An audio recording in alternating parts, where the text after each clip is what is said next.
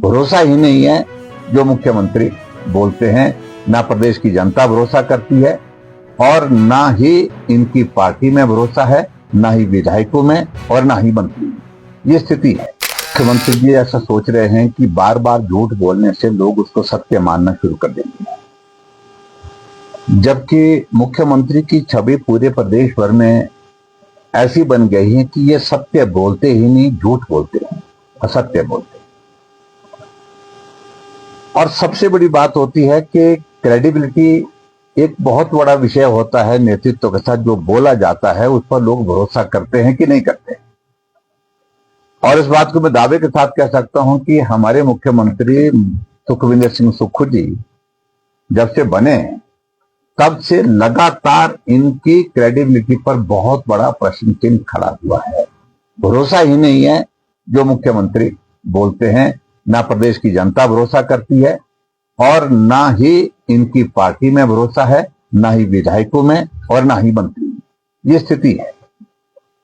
कल वहां विधानसभा के अंदर इन्होंने एक प्रश्न का रेफरेंस करते हुए, जो प्रश्न जो है वो नालागढ़ के विधायक हरदीप सिंह बाबा जी ने किया था, और उस प्रश्न के उत्तर में कहा कि 3000 से ज्यादा बीघा जमीन जो है भारतीय जनता पार्टी ने सरकारी जमीन लीज पर दी। मैं भी थोड़ा हैरान हुआ सारी बात को लेकर के, और मैंने कोशिश की तथ्य को जानने की, समझने की।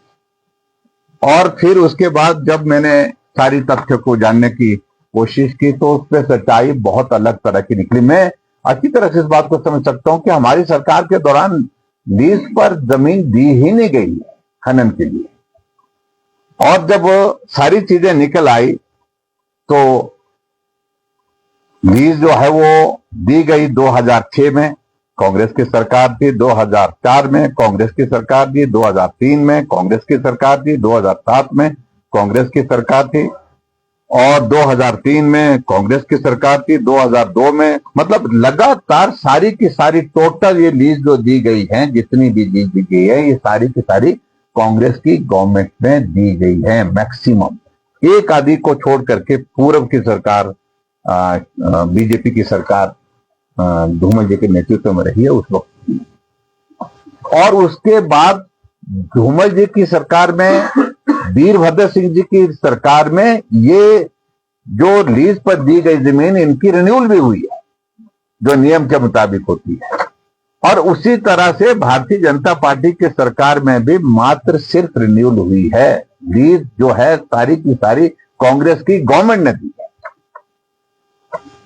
जब ये तथ्य सामने आए तो मैंने समझा उचित रहेगा कि हम विधानसभा के अंदर, जो मुख्यमंत्री ने कल जो एक पिक्चर पेंट करने की कोशिश की कि भारतीय जनता पार्टी की सरकार के दौरान जो जमीन लीज पर दी गई है, ये बहुत बड़ी जो है वो एक हिमाचल प्रदेश की जमीन को जो है एक तरह का नीलाम कर दिया। इस तरह के शब्द का इस्तेमाल किया उन्होंने कि भाई लीज पर दी, हिमाचल बेच दिया। ऐसे शब्दों का इस्तेमाल करने का उनको बड़ा शौक चढ़ा।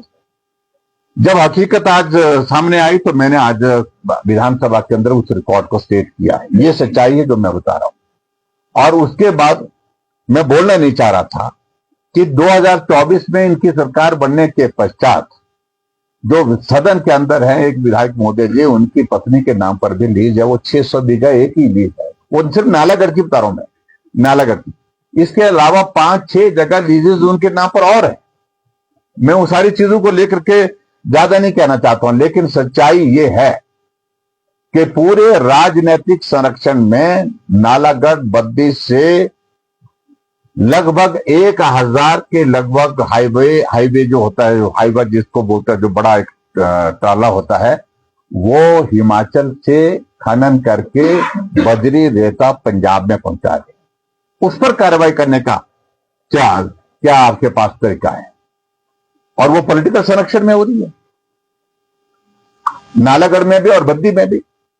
और संरक्षण कौन दे रहे हैं? दोनों जगह आप ही हैं, आपकी ही सरकार के नेता हैं। इस सारी चीज को लेकर के मैं खुलेआम कह रहा हूं। अभी विधानसभा के प्रश्नों के उत्तर भी दिए जा रहे हैं, उसमें भी यही किया जा रहा है, फैक्ट्स नहीं दिए जा रहे हैं। इसलिए मैं बार बार कहता हूं, अधिकारी मेहरबानी करके अपना काम करें। राजनीति करने के लिए वो आगे ना आए, इसका खामियाजा भुगतना पड़ेगा।